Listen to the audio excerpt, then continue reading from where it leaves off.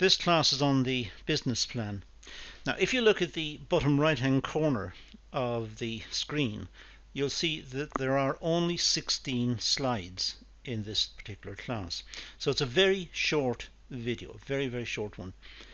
It's not meant to be comprehensive, it's meant to be a very general overview of the business plan and the contents of the business plan. There are many more videos on the course that deal with the business plan, and many deal with it in extremely large amounts of detail, quite extensive amounts of detail. So we're not going to deal with that here. As I said, there are many other videos on the topic.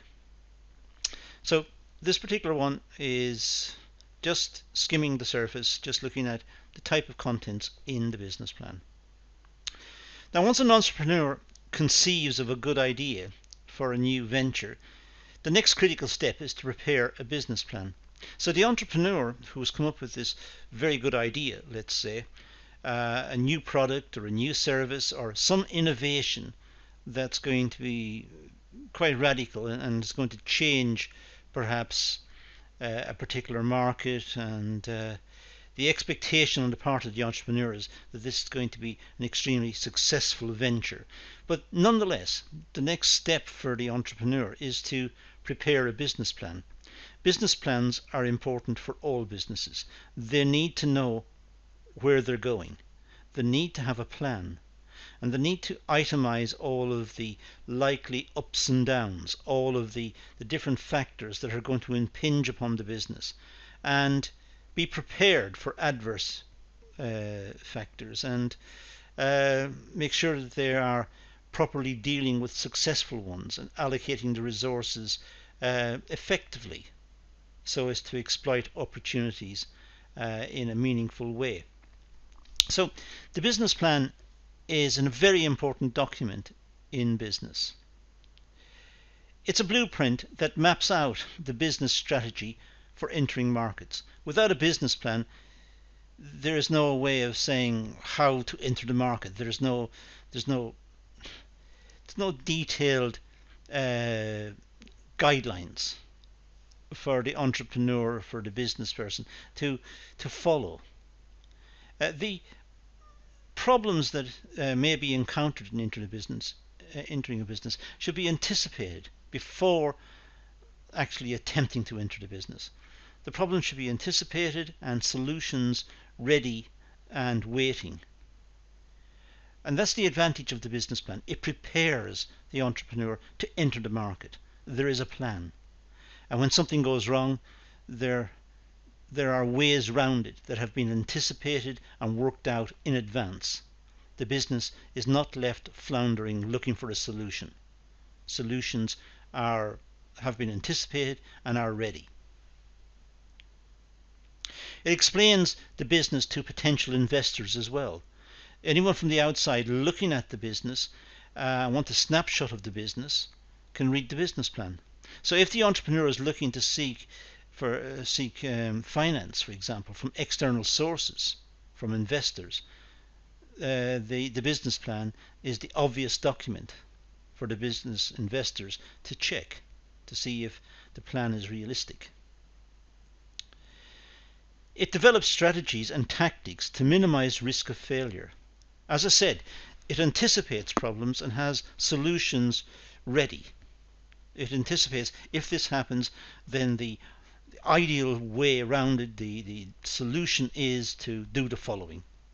So it has strategies worked out, and it minimizes risk accordingly. Now, the key components of the business plan. Well, it's a description of the product or the service. It must do. It must describe the product or the service. It must describe exactly what the product is, its attributes, its qualities. It must also give a description of what it does, its functionality, and describe it, and describe its purpose, and what are the advantages of possessing this product. So it really starts to overlap with the marketing plan to some extent, just proposing that this is the advantage of having the product. In other words, this will be looked at in more detail in the marketing plan, but it's setting out the product for the reader, and having read this, the reader should know what the product is and have a good insight into the nature of the product. It should also propose some sort of analysis of market trends and potential competitors. It should not be the case that the entrepreneur ignores the competitors. The competitors will respond to any action the entrepreneur takes. If the entrepreneur launches a product, the competitors will launch similar products if they can, to try and outcompete it. So it's important that the entrepreneur looks at the market, looks at the trends in the market, looks at, let's say, consumer spending, but also looks at what the existing producers in the market are doing, what they're investing in, what products they're bringing out, and see where the proposed product fits amongst all of that. And estimate pricing for the product or service. It's important that the document should talk about the pricing and how the pricing was worked out. It can't be just guesswork. So it should be based on manufacturing costs and markups, and looking at what other products in the market, similar products, are costing, and look at the size of the market and look at the distribution of the customers, look at perhaps employment and unemployment within certain regions, and so it should be realistic. It should have a realistic pricing policy. And also estimate the time it will take to generate profits. It's not just a question of making the product today and having profits tomorrow. That's very unlikely. So estimate realistically when it's likely to go into profit. For a start, when it does produce revenue, the fixed charges of the business have to be paid. Rent, utility bills, staff wages and salaries, and warehousing, and all sorts of bills have to be paid before the product can be deemed to go into profit. So there should be some idea about a break-even analysis. And also there should be a plan for manufacturing the product. It should fit into what the company is doing currently. Or if it's a new company just to make this particular product, then there should still be a sequence for production. What machines are required and how will they be sequenced? Who will man the machines? What training is required? What are the health and safety issues? How will the plant be laid out? There are many issues to be considered, and they should be set out in the business plan, so that the reader has confidence that the person proposing this venture has a great deal of realism about how to go about producing, marketing, pricing, delivery of this innovative product. Also, plan for growth and expansion of the business. Assuming that the business is going to be successful, it may have the revenue to finance growth and perhaps move into other areas of production, perhaps related areas of production, so as to gain economies from the existing capital structure of the business, using the same machinery perhaps to produce different products. Or by just simply retooling the machine, it can produce a second line of products. Now this will be efficient because it means that the downtime for the machines will be minimized, will be lessened. So having a growth and expansion plan for the business, that's important. And looking at the sources of funding, internal sources out of profits and out of the proposer's savings or their own capital, the money or the resources that they put in. It may also be the case that they have to borrow externally from, let's say, venture capitalists or the banks or whoever, and the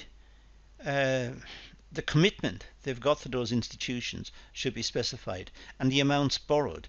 And the amounts borrowed should be carefully worked out, not just any old figure picked out of a hat. These are funds that are going to do specific jobs within the business, so they should be carefully calculated.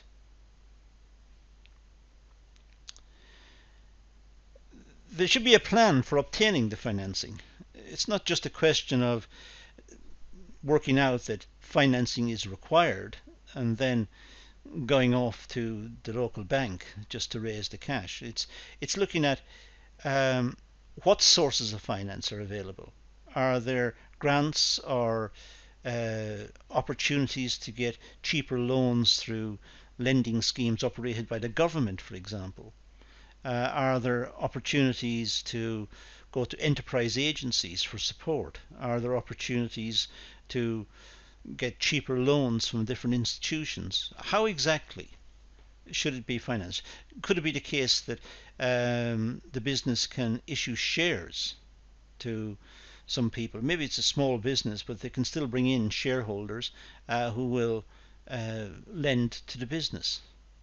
There are all sorts of ways in which financing could be raised, and it's important to show that the proposer of the business in the business plan has thought of these different ways and are aware of these different ways of raising finance, and then select the most appropriate from amongst them. And also have an organizational and management plan. It's not just simply the case of renting a big building and put some machines in, or set up in producing it in some sort of building. It should be structured.